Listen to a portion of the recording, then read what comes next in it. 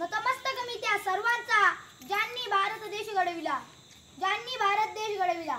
सन्माननीय व्यासपीठावरील मान्यवर, वंदनीय गुरुजन वर्ग, अन्य येथे उपस्थित माझ्या मित्रमैत्रिणींनो, सर्वांना माझा नमस्कार. आज 15 ऑगस्ट या स्वातंत्र्य दिनाबद्दल मी तुम्हाला जे काही 4 शब्द सांगत आहे ते तुम्ही शांतचित्ताने ऐका अशी माझी नम्र विनंती. मंगल देशा, पवित्र देशा, राखड देशा, कणखर देशा, दगडाच्या देशा असं गडकऱ्यांनी वर्णन केलेला आपला भारत देश. आणि या देशाला राखड आणि कणखर बनवण्यासाठी ज्या वीरांनी आपले रक्त सांडले, रक्ताचे पाणी केले आणि आपल्याला स्वातंत्र्य मिळवून दिले, तो आज स्वातंत्र्याचा दिवस. या स्वातंत्र्य दिनाच्या मी समर काशीनाथ शिलार तुम्हाला शुभेच्छा देतो. आपल्याला सर्वांनाच माहिती आहे भारतातील जे पहिले चंद्रावर गेले ते राकेश शर्मा. माघारी येताना त्यांची भेट इंदिरा गांधींशी झाली. इंदिरा गांधींनी त्यांना एक प्रश्न विचारला, राकेशजी, तुम्ही चंद्रावर गेलात, कित्येक देश पाहिले, पण आपला भारत देश कसा दिसला? तेव्हा राकेश शर्मांनी असे उत्तर दिले की सर्वांची मन भरून आली. सारे जहां से अच्छा हिंदुस्तान हमारा. अरे आहेच सारे जहां से अच्छा हिंदुस्तान हमारा. आता तुम्ही एक उदाहरण घ्या. साधं कोरं पाट जोपर्यंत ते कोरं असतं तोपर्यंत ते सुंदर दिसतं, जोपर्यंत एका कलाकाराने त्याच्यावर रंगून चित्र काढत नाही. आणि आपला भारत देश तर वीरांच्या रक्ताने रंगलेला होता, त्यांच्या रक्ताच्या थेंबाथेंबाने रंगलेला होता, अरे आपल्या भारताचा इतिहास ज्या हाताने नांगर धरायची वेळ आली ना, की वेळ आल्यावर त्याच हाताने तलवारी पण धरले. ज्या हाताने नांगर धरायची वेळ आली ना, की वेळ आल्यावर त्याच हाताने तलवारी पण धरले.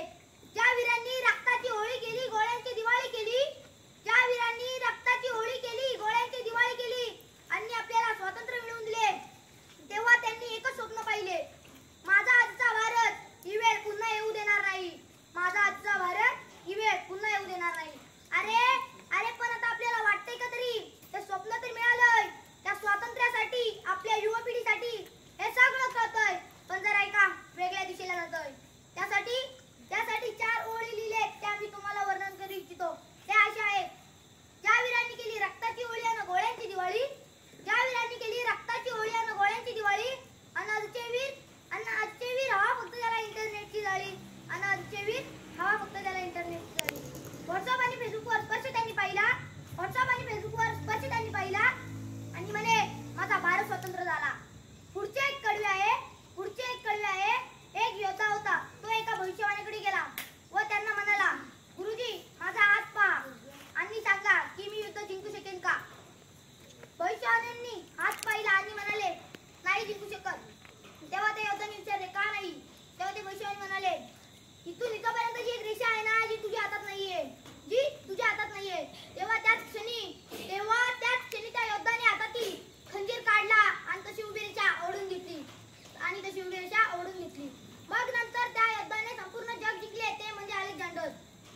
अरे तुम्हाला एवढंच सांगायचे, आपण एक अशी पिढी आहे की स्वतःचे नशीब स्वतः हाताने तयार करू शकतो. त्यासाठी कडवं, ते स्वातंत्र्य वीराची नाही नशिबाची रे शतावर, म्हणून तलवारीने ओढून इतिहास रचला. आणि आजचे वीर हा मॅसेज 10 ग्रुपमध्ये पाठवा.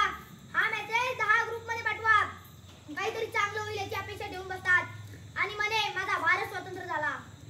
पुढचे एक कडवे ज्या देशात घुमत होता जय हिंद इन्क्लाबाचे वारे, आणि आता वाहत आहे सोनू तुझा माझ्यावर भरोसा नाहीचे वारे. आणि म्हणे माझा भारत स्वतंत्र झाला.